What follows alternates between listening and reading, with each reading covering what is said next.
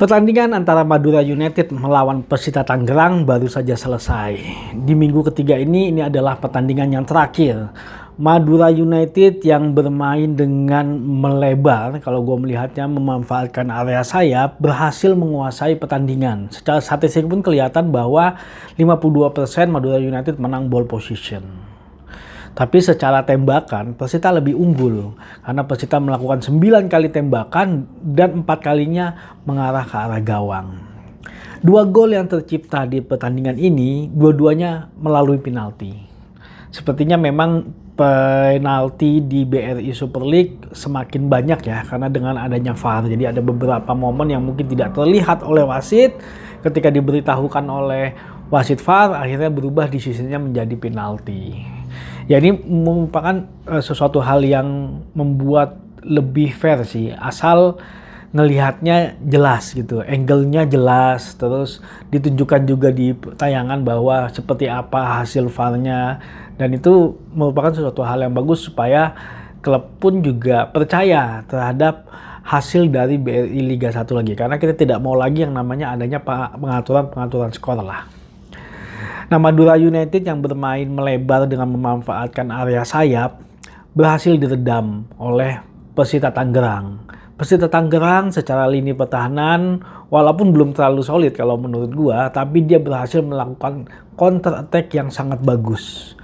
Dan ini menjadi salah satu andalannya mereka dalam menghadapi Madura United.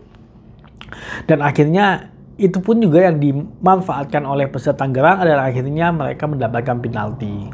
Walaupun awalnya adalah Madura United dulu yang mendapatkan penalti dan berhasil mencetak gol. Gue nggak ngebahas detail terkait dengan bagaimana penalti itu terjadi, decision sudah terjadi dan tidak bisa dirubah. Jadi yang dilihat adalah permainannya seperti apa. Dengan kontra strategi yang diperlihatkan oleh Persita Tangerang yang mampu mengatasi redaman dari para pemain Madura United merupakan suatu kekuatan. Dan akhirnya apa? Persita Tangerang berhasil meraih poin pertamanya. Karena di 2 pertandingan terakhir mereka gagal. Mereka kalah. Kalah dari Persija dengan cukup besar, itu 4-0. Ya karena memang gue lihat sih serangannya Persija yang mengerikan.